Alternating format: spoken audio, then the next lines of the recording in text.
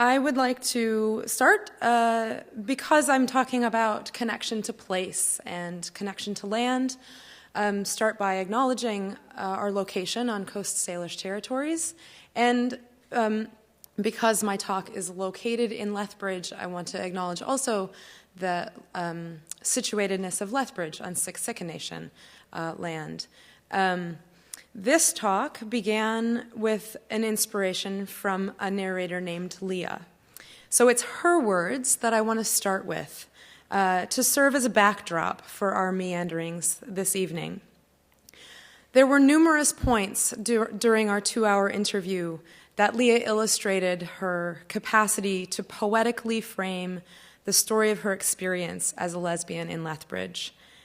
In this moment, at about the halfway point of the interview, she turned to me and said the following, and I'm going to read it to you because of the quality of the recording, but you'll hear from her later. She says, "Well, I just think you're a geographer, and I think about the country of gay, and it's another country.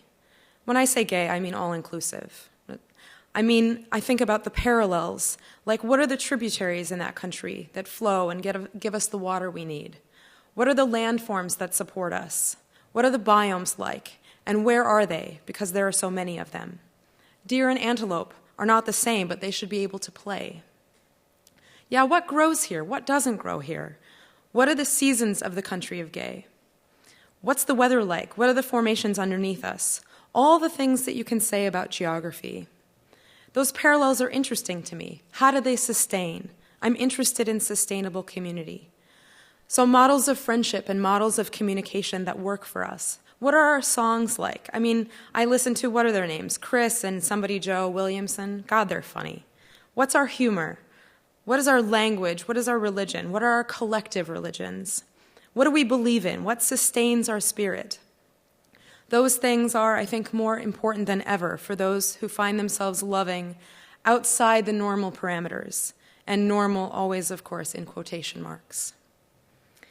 This incredible metaphor that Leah sets forth strikes at the heart of my hopes for this oral history meets social geography project that I started in 2010. To be frank, the origin of this research was a joke between my partner and I shortly after our arrival in Lethbridge in 2008. And just to situate you, if you don't have a close connection to the location of Lethbridge in 2 hours south of Calgary, we were going to unravel the mystery of why there seemed to be so many lesbians in Lethbridge. And as the geographer among us, I was going to map them. And I don't really do that kind of geography, so that's part of the joke. But what began as a joke acquired gravitas as this story became our story. We had to ask ourselves, how does a gender non-conforming queer navigate a landscape that appears to be entirely defined by its social and political conservatism? How does being outside of heteronormative sexual and gender boundaries intersect with other forms of difference in a city that retains marked race and class-based segregation and is only beginning to contend with the legacy and ongoing manifestation of its settler colonialist past and present? So these are two of the questions that the research aims to address, alongside the more eloquent questions posed by narrators like Leah. At its most basic, the project makes visible the stories of people whose lives have been absent from the historical record of Lethbridge and region, both to the traditional keepers of the historical record and to other queer folks. To this end, the archive under development, which will contain transcripts and audio of the narrators who want to participate in that the physical archive will be located at the local historical society, the Galt Museum and Archives, and some of its elements will be widely accessible on a project website that will launch in November. Tonight, my aim is to provide a glimpse into the emerging archive through the vantage point of emotion. Emotional geographies is a new terrain for me, so these are preliminary observations, and for the academics in the audience, this is a more poetic illustration than academic argument. But they start from the perspective that emotion plays a key role in making and remaking the social, as Joe Sharp writes. So our emotional sense of place is shaped by and shapes the contours of our experience of social difference.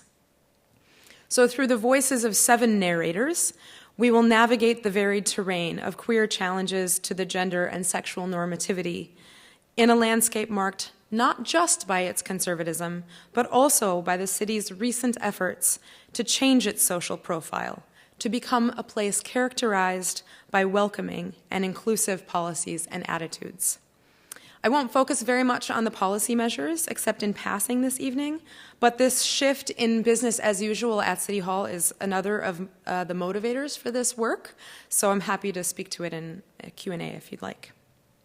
So over about the next 40 minutes, these narrators will speak to us through 4 emergent themes that offer some lessons about the emotional geographies of LGBTQ lives in Lethbridge and region. And these themes are activism, isolation, emotion management, and structure of place. Whenever possible, by which I mean when it's within the consent provided by the narrators, their voices will be used. And so as you'll see and hear, each of these themes plays a role in producing a particular version of the country of gay, one which is profoundly inflected by the specificities of Southern Alberta.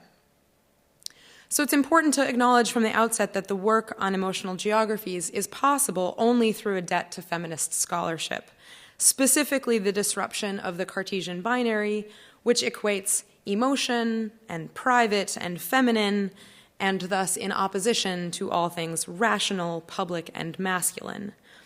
However old school or antiquated this binary formation sounds, it absolutely continues to permeate modes of teaching and ways of knowing, which means that we have inadequate tools to understand our deep connections to place and how these connections are known and felt. Taking emotion seriously means embracing as valuable and knowable an embodied or visceral connection to the land, as Jay Whitehead, first narrator we'll hear from, illustrates here. It's interesting because when I left Lethbridge the first time for graduate school, I always enjoyed Lethbridge, but I thought I was leaving it behind forever, like I honestly did. And when the opportunity came to come back, I think after living in the big city out east, there was something comforting about the notion of doing that. And it seems to me people end up back here often. People come back. And I never really realized how connected I was as an Albertan to the province, just on an emotional and visceral level as when I was away from it. Yeah. So I never planned to come back, but I'm glad I did. Right. Yeah.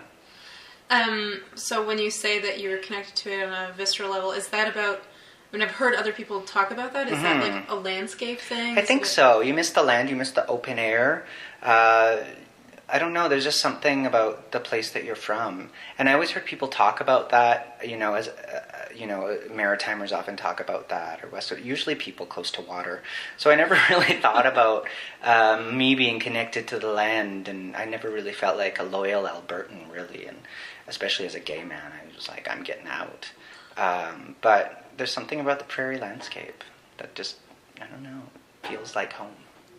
Yeah. Maybe it's because I'm getting older. You start craving home. So. For Jay, feelings of disloyalty are supplanted by feelings of home, as he described his connection to place. For him and other narrators, these emotional ties to place are instrumental in their ability to stake a claim on Lethbridge as home, and consequently, their willingness to engage in activism to improve the quality of their lives, the quality of LGBTQ life in the city. Which brings us to our first theme, activism. We have long been taught that emotions have no place in social activism. Again, a bad hangover from Enlightenment thought. As Audre Lorde wrote nearly 3 decades ago, it has become fashionable to separate the spiritual, psychic, and emotional from the political, to see them as contradictory or antithetical. Yet emotions are at the root of mobilizations for social change. Fernando Bosco, for instance, writes about the vast amount of emotional labor that goes into, quote, cultivating and nurturing the social networks that are the building blocks of social movements, end quote. So it makes sense that when reading this archive through the lens of emotion, many of the self-selecting narrators who have come forward can be categorized as activists in one way or another. They, like me, are drawn to the work of making visible the stories that have been both absent and abject. Jay speaks to this pointedly in relation to a cabaret show that he created and continues to produce on an annual basis. Descriptions? Yeah, Pretty Witty and Gay is it's a gay-themed theater cabaret event that I decided to put on when I was doing my undergraduate degree in theater. And it was kind of my big fuck you to Lethbridge, because I was like, I was really embracing my sexuality at that time, and as an artist, I just really wanted to put it out there. And as an artist in a city like Lethbridge and a gay man, I really wanted to be political with my work, to make my life and the lives of others like me more visible through my work. And I was kind of angry about it initially, and I kind of thought, who the fuck cares if anybody comes? I'm going to put on this guerrilla show, and people loved it. So it kind of like backfired on me. But it ended up being a really lovely and embracing thing that continues to happen. It's going on 10 years. In Jay's story, emotion circulates in, through, and alongside his relationship to the city. Anger sparked an activist response, and in turn, his creation has generated a sensory experience that he characterizes as lovely and embracing. Arguably, these characteristics are not confined strictly to the event. For Jay and others, Pretty Witty and Gay disrupts, even if temporarily, the feeling of belonging in place and how non-normative bodies can see themselves reflected in the city. Here, it's also notable that this year's Pretty Witty and Gay event and Jay's explicitly queer theater company, Theater Outre, is sponsored by Heart of Our City, which you can see on the slide. And Heart of Our City is a subcommittee of the city's planning department, which seeks to revitalize Lethbridge's downtown core.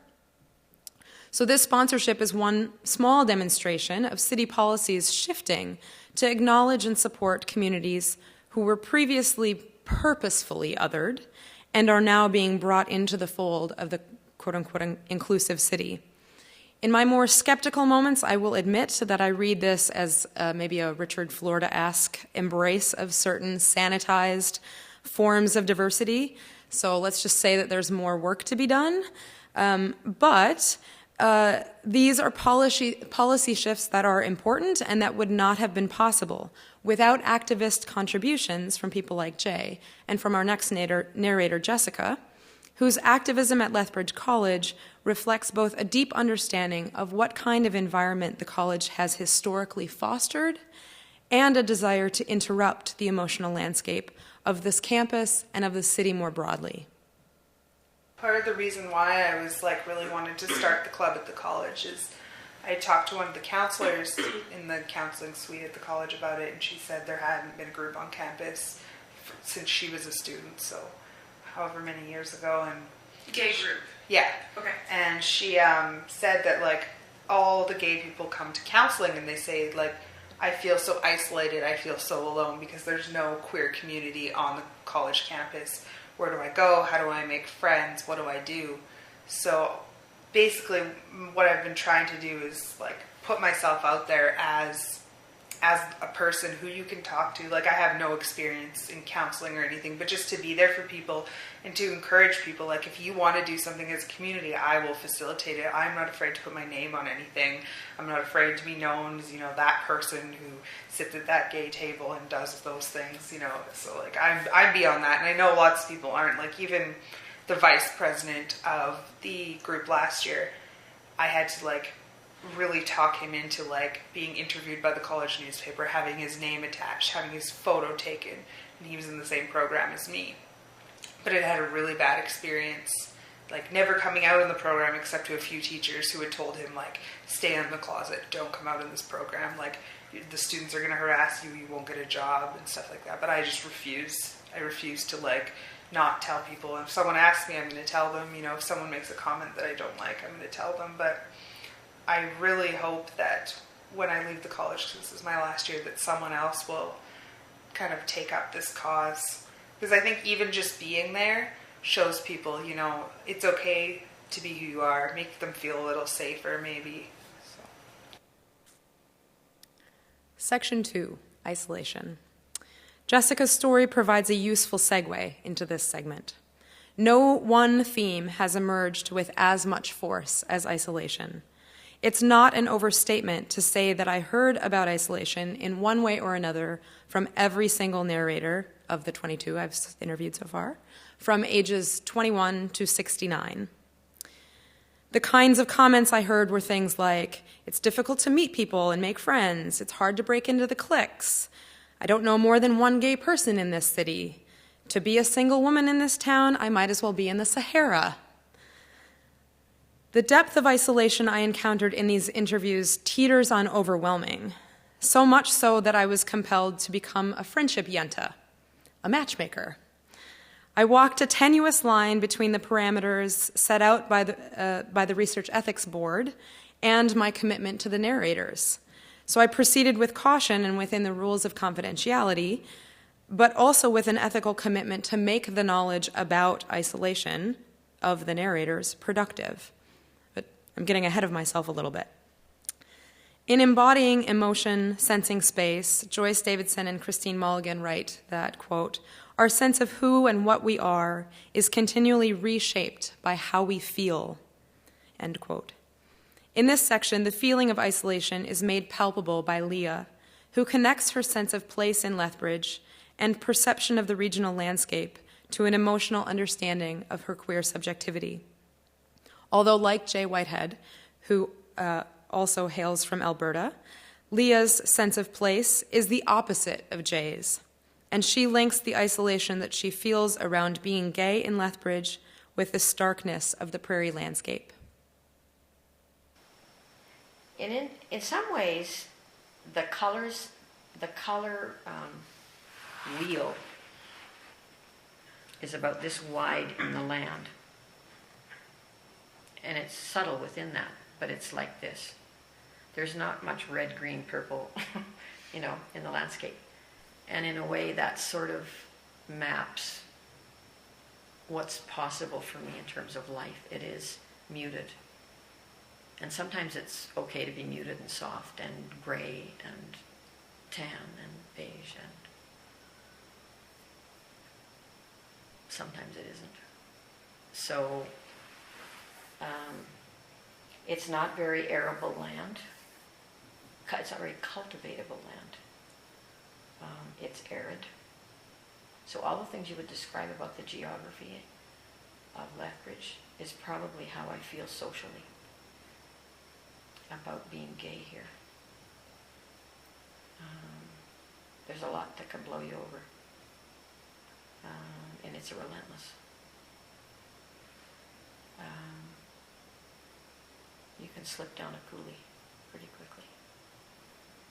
You can have the land give really fast. You can get caught in the weir.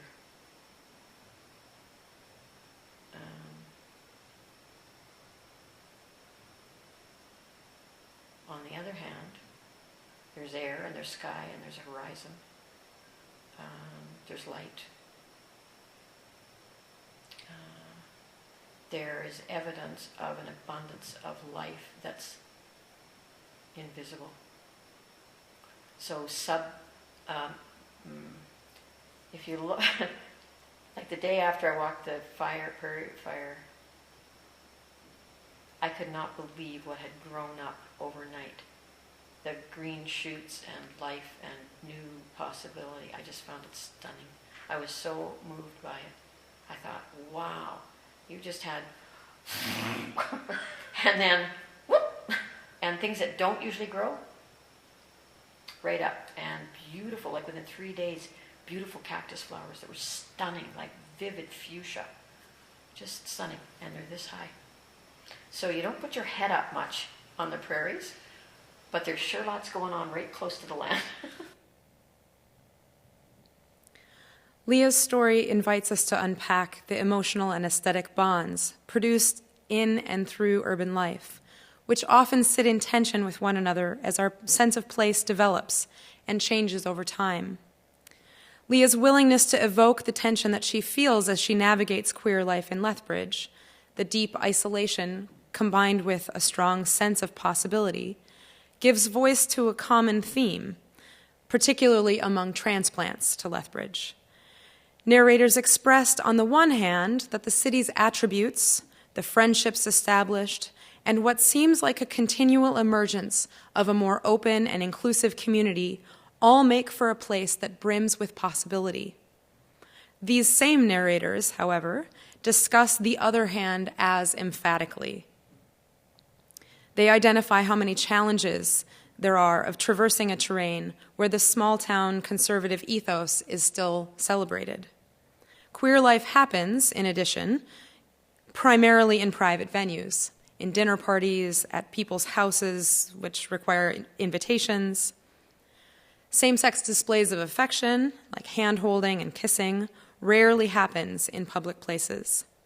Normative gender performance is intensely policed, and the need for the occasional or dedicated queer public space, whether that's a gay bar or LGBTQ dances monthly or a queer youth space, these are hotly debated topics. So despite its changing policy landscape then, Lethbridge is not an easy place to be or be read as living outside of the dominant norm, whether that norm is whiteness or a middle-class expectation for productive adulthood or another quote-unquote common sense value that is reproduced through active enforcement and passive unquestioned routine. This type of boundary making is also at work among LGBTQ folks. Narrators identify that being counted as a member of the Lethbridge queer community, in as much as it exists, is often contingent on fitting into narrowly defined framework of what is quote-unquote normal. So in their stories, many recounted how they unknowingly found themselves located on the edges or situated outside of this quote-unquote normal framework as a result of mundane practices like calling one's partner wife, appearing too feminine, or even by being perpetually single. That one I love. In Lethbridge, as in most, and I think probably all cities, the fault lines within and between LGBTQ communities are discernible. They occur along lines of race and class and education and religion, age, gender identity, etc. So the result is an uneasy mix of identity politics with its demands for recognition and redistribution, and queer politics, which presents a much greater challenge to existing heteropatriarchal and colonial systems. So this is one place where I think the very personal testimonies, the oral histories of hope and sadness, ties to place, feelings of detachment in place, can help spark some conversation about policy changes in this city. For many narrators whose stories give evidence to the tremendous isolation that can come with being or being read as or feeling somehow different in Lethbridge, the visibility of LGBTQ voices in politics, of queer social spaces, of difference that's not necessarily visible, all of this would be an improvement to the silence that currently exists. Visibility, of course, does not guarantee social inclusion, but it contains within it the possibility for widening the scope of what currently exists as normative. So creating GSAs, gay straight alliances, creating temporary or dedicated safe spaces. These are important strategies, and they have to be employed, but they also have to be employed with an understanding that they are not an end unto themselves. They should be a conclusion. They should not be a conclusion, but rather a beginning. Section 3, emotional management. Frankly, I wanted to title this section, Managing Other People's Shit, because that is what it is. even when it is coded as individual choice that queer folks make in order to feel safe. Attempts to control for other people's responses adds up as efforts to ward off articulations of homophobia. So 2 prime examples I'll provide here. Jay Whitehead, who we heard from earlier, and AB, a gay woman narrator. So Jay first. It's kind of, I find in Lethbridge, it's kind of a live and let live sort of mentality, which I don't necessarily think is the best way to be. I'd kind of just rather we like get it all out and talk about it. I, for example, would never hold hands with my boyfriend in Lethbridge, and it's just something that I instinctively feel I shouldn't do. And in certain places in the city, you know, often we'll go to like a pub or someplace on the north side or something like that, where I feel less comfortable. And I'm aware of what people are doing around me. We went out, 5 of us, all 5 gay men, with our partners, to a bar on the north side, and it's funny that I was aware of that, and even going to the bathroom, I make sure not to stand too close to anyone who's using the urinal. Or, you know, I just never want to be called out or given. I don't want to give anyone ammunition to become angry or violent. So AB is the second narrator here. I ask, are there ways that you manage your outness? She says, yep, so if I'm by myself, it's different than, say, if I'm with a group of friends, because my friends are very comfortable talking about Natalie, and I don't feel like I'm coming out even if there's a new person that comes into the group. It's not a big bomb I've dropped on them. It's just sort of they're eased into it, and everybody knows I'm with a woman, and so that's not a big shock. But if I'm by myself, I do feel the person out a little bit, or sometimes if I'm feeling particularly brazen, I'll just, drop it out there. And it comes up pretty quickly, though, in conversations with people. I never want that awkward moment when they're asking, oh, you're married, and what's your husband do? And I have to get it in there somehow and stop it before that happens, because I don't want them to have to backtrack and apologize or feel bad. And I also don't want to have to, make a big deal and stop them and say, no, I'm gay, I don't want any of that. So I try to let it in there. My partner, and then, oh, and she. And then usually they figure it out. Usually. Let me be clear that I'm happy that these narrators have found ways to feel safe as they relate to others. My concern is about the implication of queer folks or anyone who finds themselves outside of the bounds of normalcy or normativity. Is it really their job to protect the norm or the feelings of the privileged in that context? These questions come to the fore, too, in this next clip I'll play from a young woman named J.M., who at the time I interviewed her was finishing her teaching practicums in order to be a grade 9 teacher. J.M. was a delightful narrator. As you'll hear, she has a dry sense of humor and uses frequent, if gentle, sarcasm in her comments. J.M. demonstrates that school climate and unspoken policies about gender performance, like dressing like a quote-unquote proper woman, affects not only students, but also molds the experience of faculty and staff.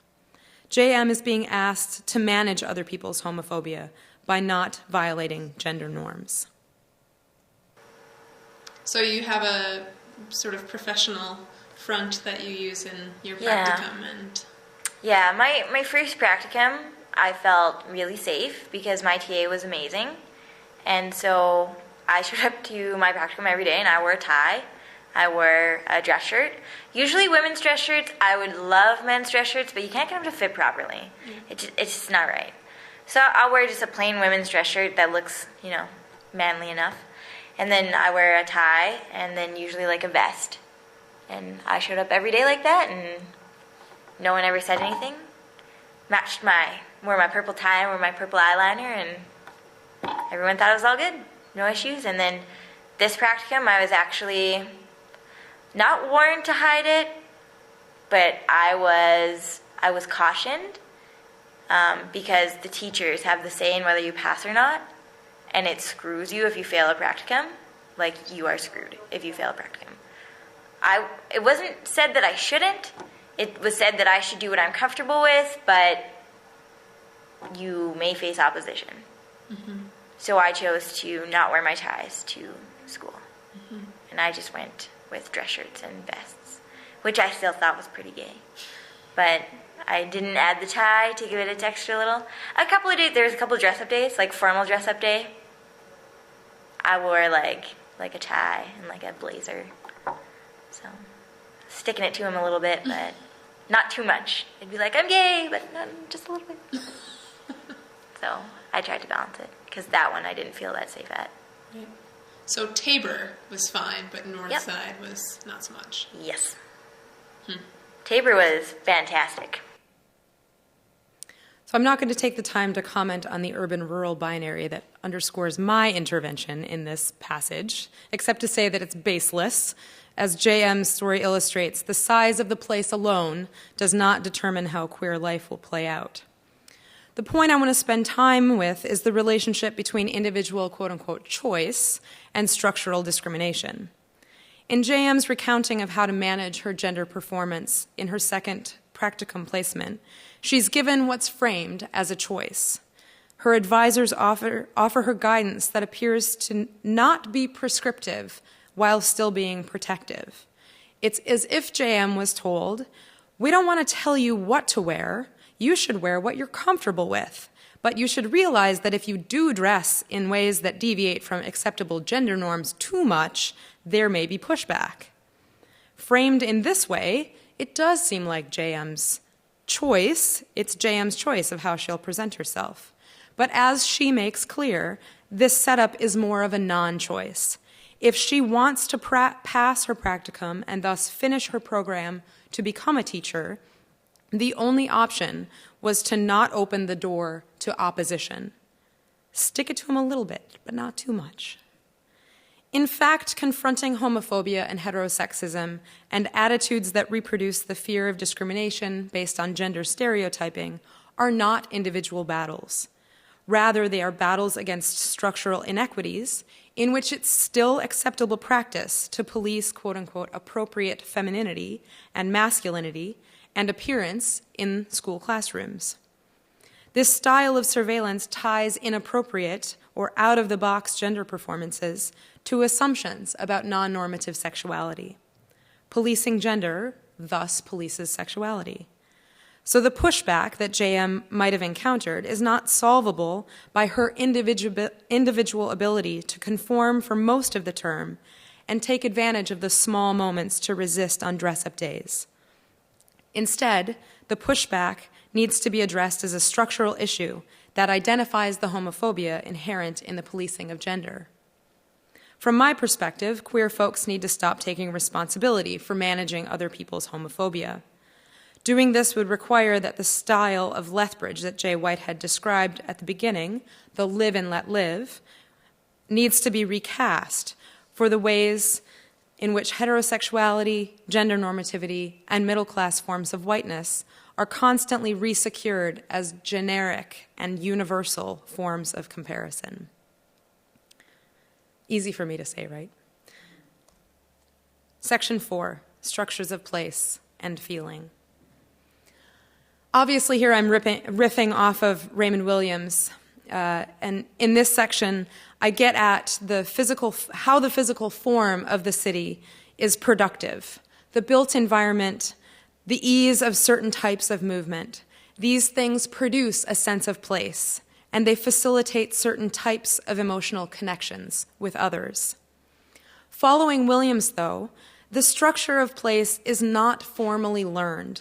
It becomes known, it becomes common sense because it is experienced through the very experience of it as the built form.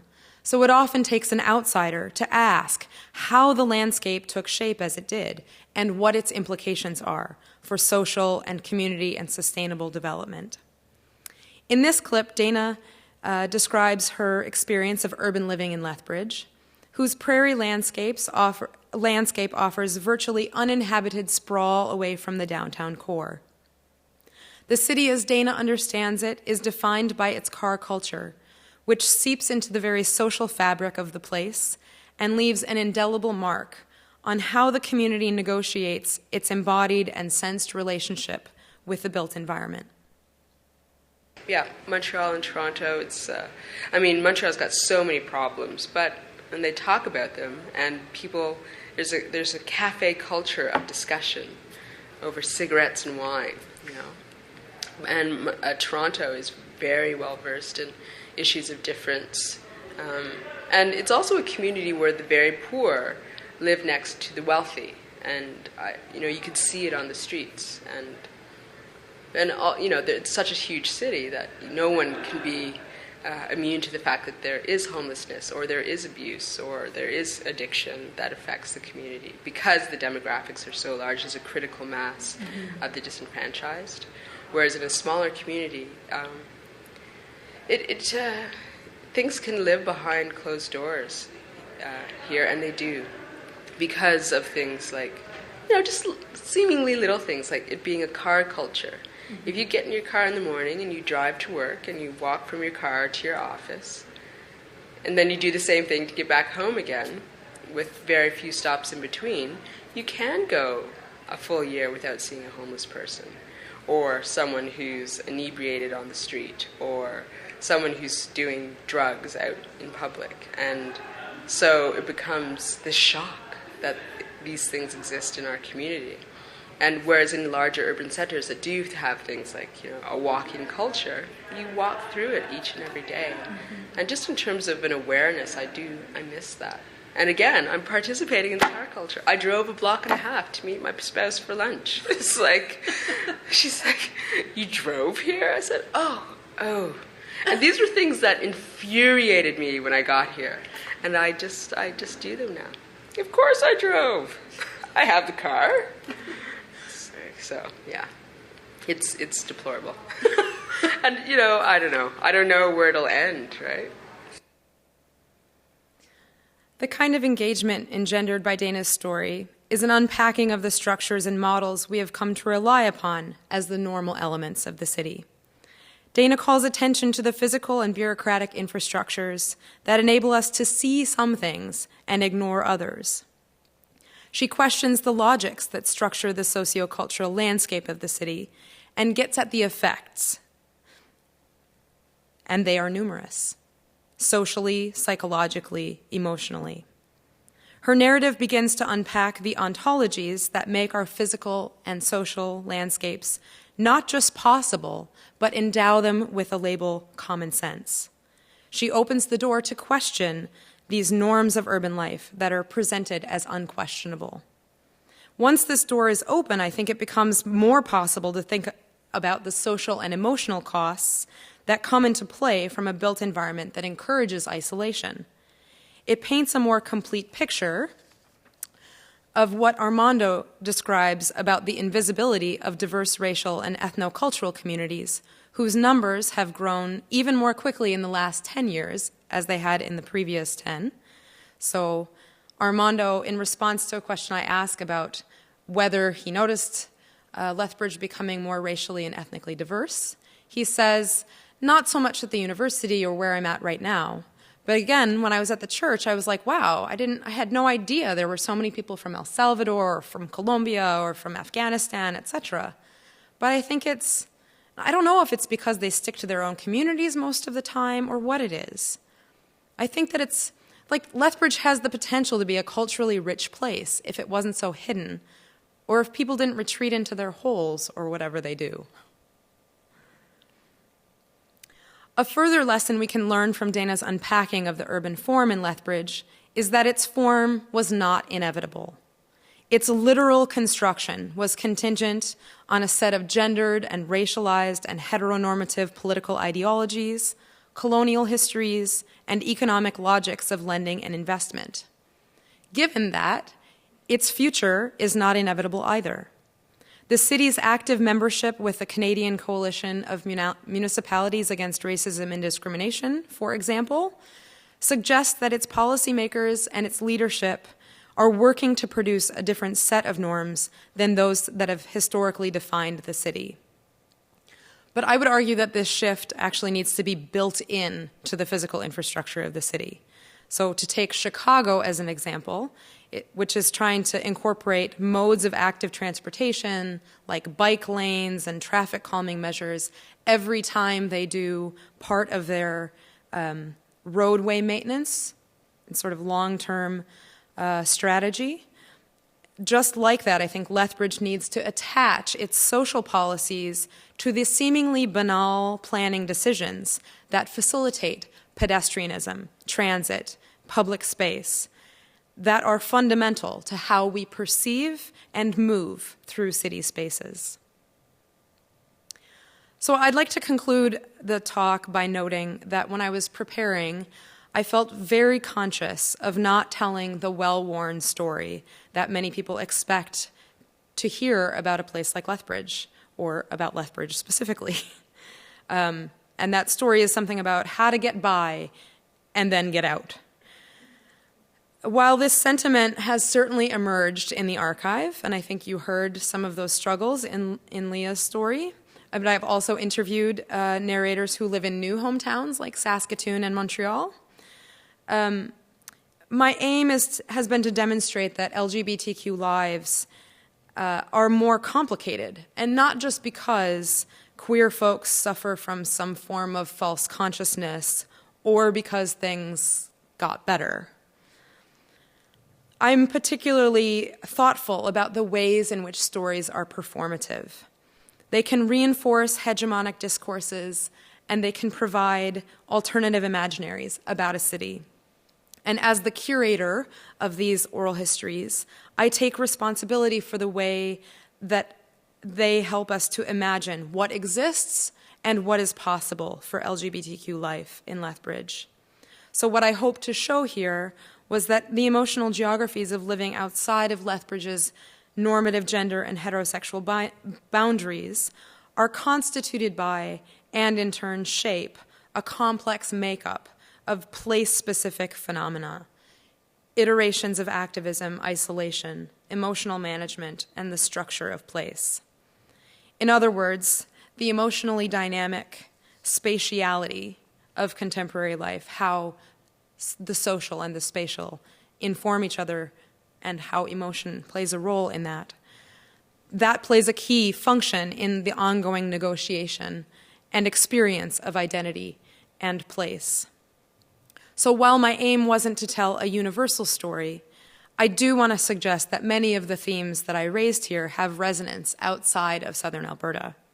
Lethbridge queers are not the only people who try to manage other people's homophobia, after all. To traverse the country of gay in Lethbridge, then, can be at once precarious and transformative, and generate feelings of melancholy, as well as an embodied determination to shift the very parameters on which the citizenship of this country has been based. Thank you.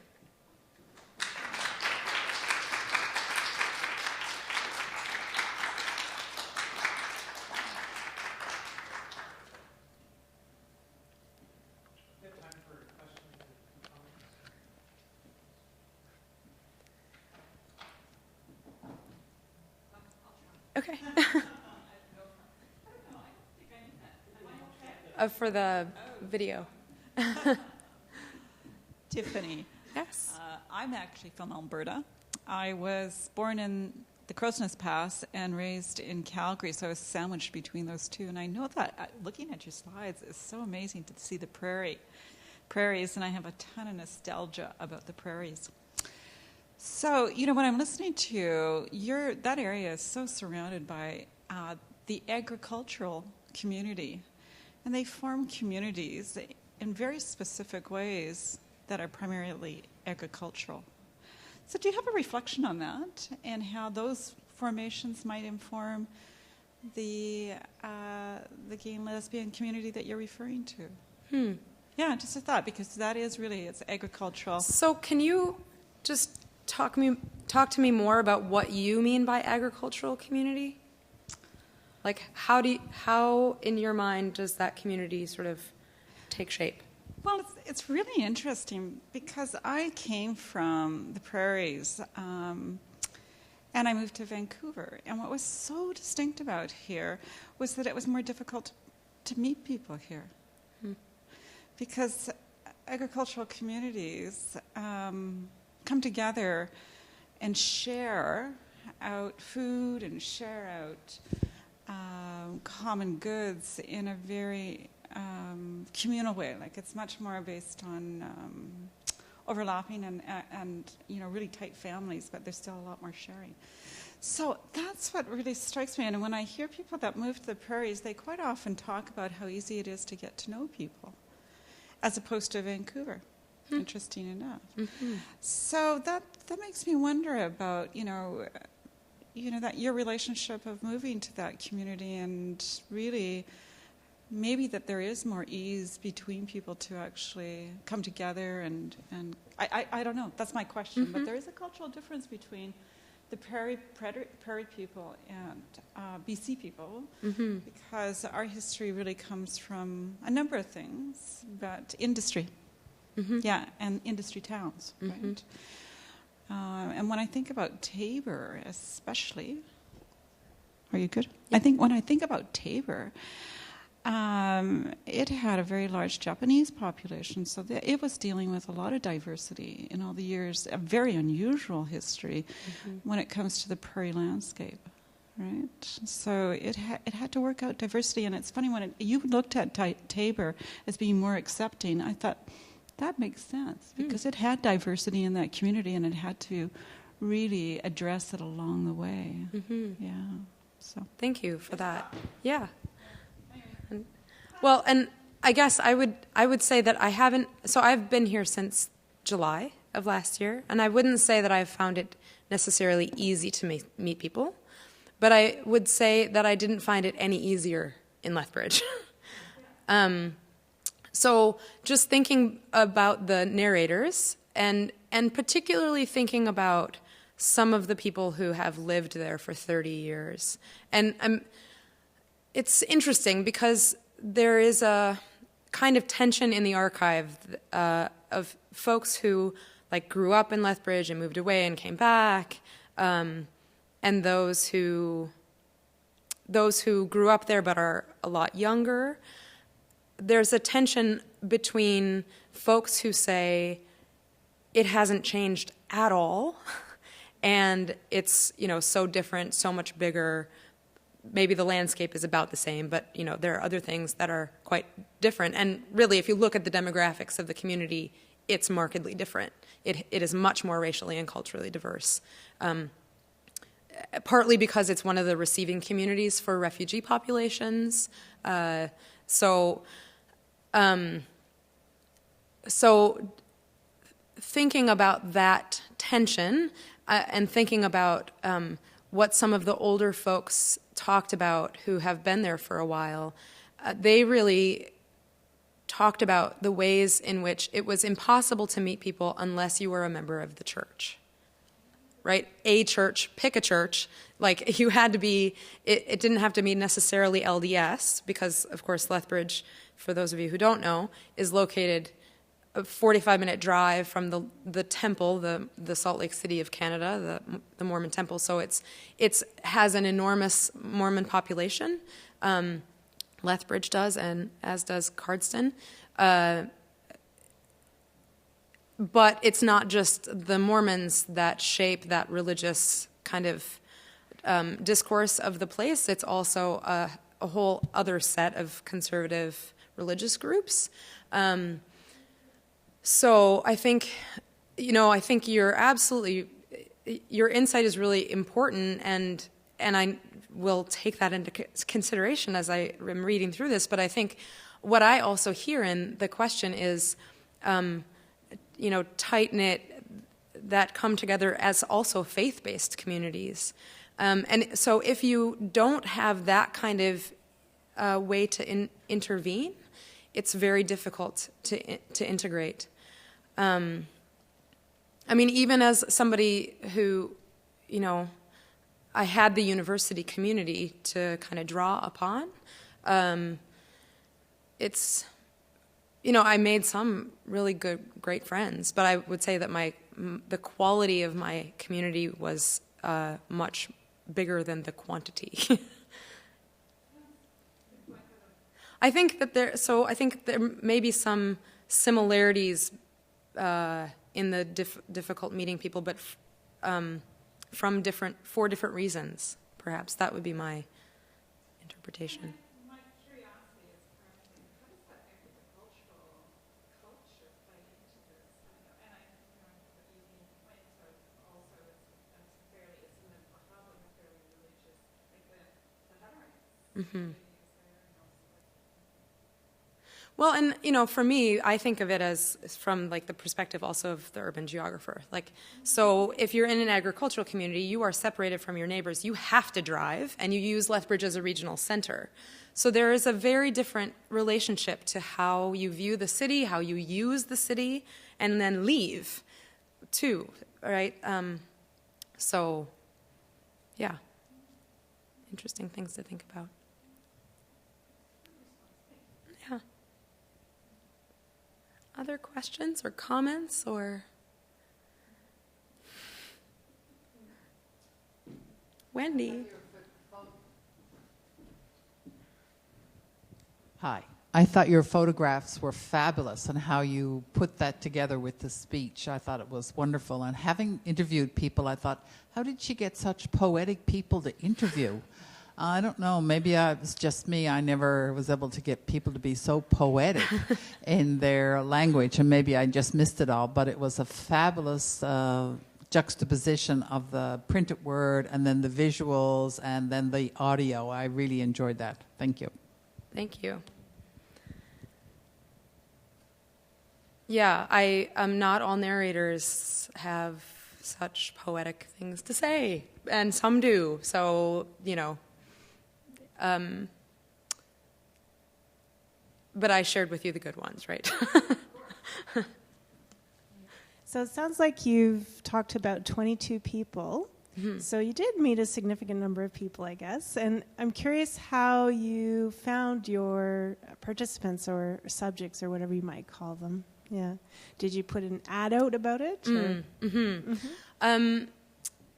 Yes. So the project is ongoing. So I've talked to 22 so far. I hope that there will be more. And I quite honestly, I hope that I can turn the project over to the community for them to continue it.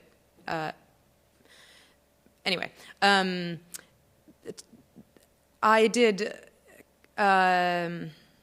I think snowball sampling is probably not within the Research Ethics Board approval of the University of Lethbridge. But the call. So it was essentially word of mouth, but I couldn't get a name from someone and then follow up with them. They had to follow up with me. But I did absolutely rely on people to talk to their friends. I used Facebook. What did I do before Facebook? Yeah, and so right now I did a pilot study first, so of the 22, 8 were from the pilot study, and the pilot study was women only. So right now the data is actually skewed to women, which I think you could hear. I tried to be conscientious of putting men's voices in because I do think gay men's experience of Lethbridge is different from what I have heard. The other thing I'll say about that is that it's very heavily skewed toward university-related people. So highly educated. And I mean, that is part of the mystery that Eileen and I, my partner and I, were talking about when we moved. Why are there so many lesbians? It's, I think, partly because it has the highest number of PhDs per capita in Canada, or at least it did in the last set of statistics that I saw, because of the university, the college, the research station. So, highly educated people have been attracted to the project, and I have, and there is a town-gown divide for sure. So gaining the trust of people, finding people outside of university connections has been difficult, and that is part of the motivation for doing the project website, to try and show like a tangible thing that comes out of this project that will also bring in more narrators, and narrators who are not associated with the university community. And was there any sort of pushback or negativity or any complaints, anything like that with regards to this study or project? Not yet. I have received really wonderful support. I will say that the very first reaction that I got when I told my department chair that I was going to do this project, her response was, well, it's great, but you're going to have to interview people in a mine because no one's going to want to talk to you or be seen talking to you. The be seen is the problem, right? And I think that really does, it was a joke, but it had, a kind of a basis in reality. So there is some uncertainty about, what this project is about, and there is very much still a culture of hiddenness around sexuality. And I mean, I think you saw with Armando's quote around just, it's not even diversity, it's just like the way that life is held in Lethbridge is private. So you go out onto the street to shop and then you go home. I don't know.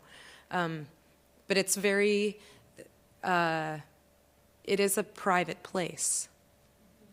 Well, I should say that I was raised as a Mormon. I am not. So that last comment you made really resonates with me. And my father was born in Raymond, which is very close to Lethbridge. Yes, definitely appearances in terms of the family and how you appear to both your fellow Mormon church members as well as anybody else in the community. It's all about keeping up appearances. And so you don't discuss very much personal out in the community or even with your fellow church members. So, so that last statement for sure really resonates with me. Thank you for sharing that. I have learned a lot about the LDS faith, and both from people who, I haven't interviewed anyone who is actively practicing, but I have interviewed people who are still members, and then I have interviewed people who are very much not members anymore. And so learning about things like, once you are hit age 30, I don't know how many of you know this, but so if I can describe this quickly, as young adults, as between ages of 20 to 30 or something, you are in sort of gender segregated groups in church, and then the point, or maybe it's just the age specific. Obviously, I have to go back to the data for this. But then after age 30, you're no longer part of that young person's group. And the expectation is that you would be married by that point. So folks, I interviewed a couple of people who sort of aged out, and then it became impossible to hide that they were not straight.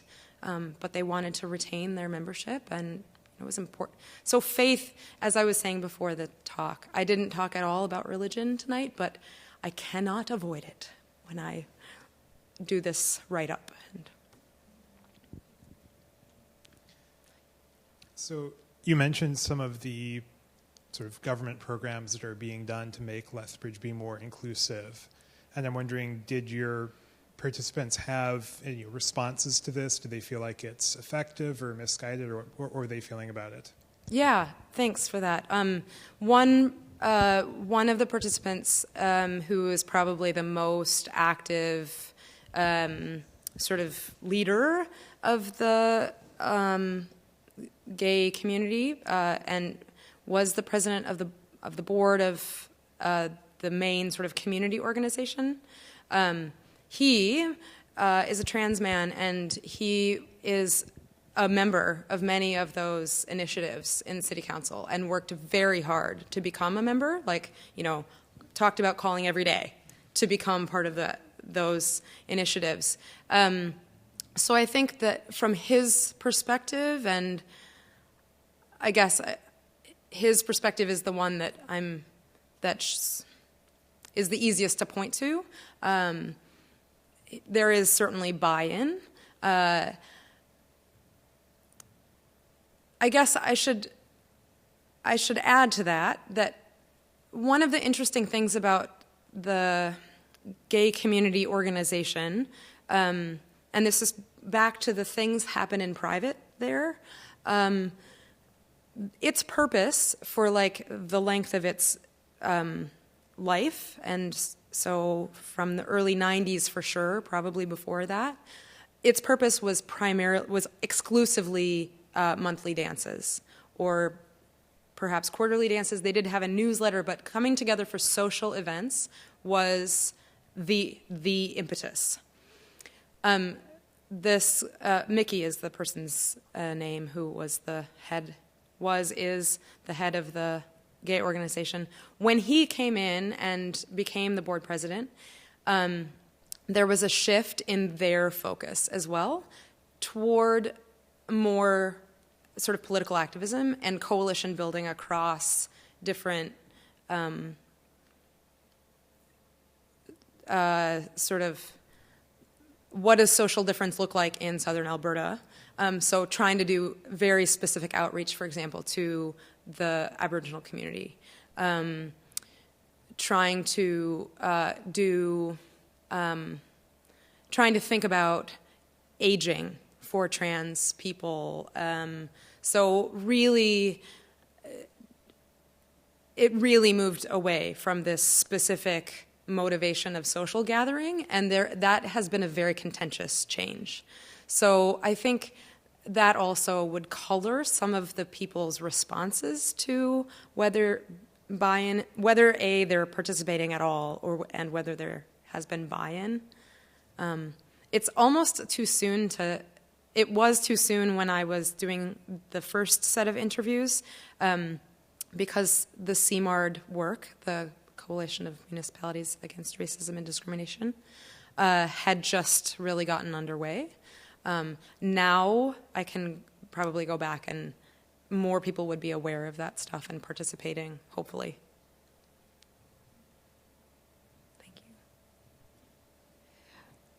I think we do gravitate to the cities so that we can be anything we want to be, and we don't have to hide, or don't have to stay in the boxes. But what happens if we want to go back to the land? What happens if we want to go to the farms, or two farmers meet each other, be it the women or the men, and they get involved? Does that mean they have to go to Lethbridge and give up the farm? Ellen, that's an impossible question to answer.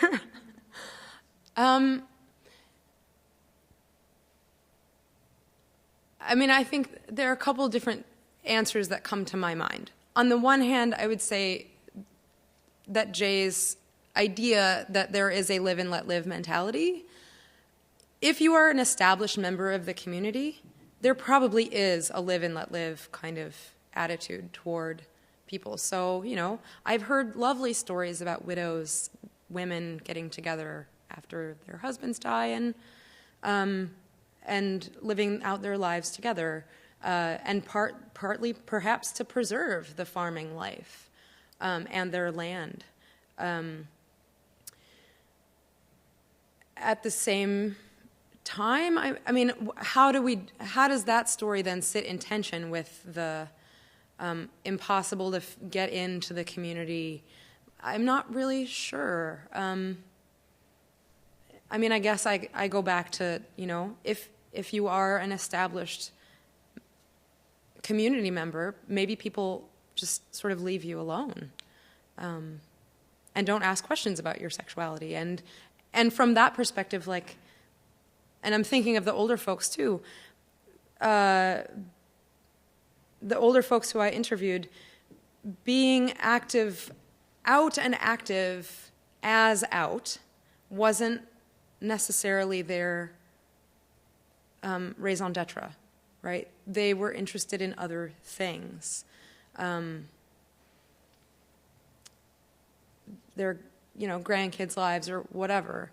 So, yeah, I think that there's also a life course answer to that question, that people's needs and desire for activism perhaps changes over time.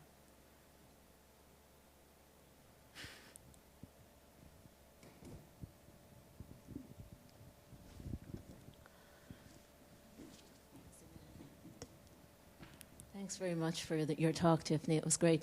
I really liked your idea of emotional management because, when the topic came up, I thought, oh, yeah, I know where this is going. And, of course, you turned it completely on its head and talked about managing other people's, and especially not wanting to disrupt or upset the privileged. And number one, I think that's a really useful way of thinking about all sorts of unequal power relations, probably, and it's a marvelous idea. Was it pervasive among your interviewees? And why, this notion of not wanting to disturb, to just keep everything nice, it almost sounds middle class to me. Is there a class element involved there? Mm-hmm. Well, I guess there are probably many things, but was it pervasive, and if so, why, I guess? Mm-hmm. Thank you. Yes, it was pervasive. And absolutely, I think class plays a role, and not just middle class, but aspiring, like those who identified as working class with middle class aspirations. I think I'm thinking about who talked about that, and it occurs to me that perhaps that again there's a kind of transplant local distinction, but then again, Leah, who is from Alberta but not from Lethbridge, sort of doesn't identify as being from Lethbridge at all. She talks about very explicitly, she says, I make a lot of efforts to be nice, and that doesn't come naturally, but then I feel like the help. Like I'm just passing or pacifying. Those are the words that she uses. So probably any, easy divisions that I look for in the archive will be totally impossible to find. But it does occur to me that, the people who are, who have relocated there, they seem to articulate their lives in different ways. And the kind of bargains that they would make are different.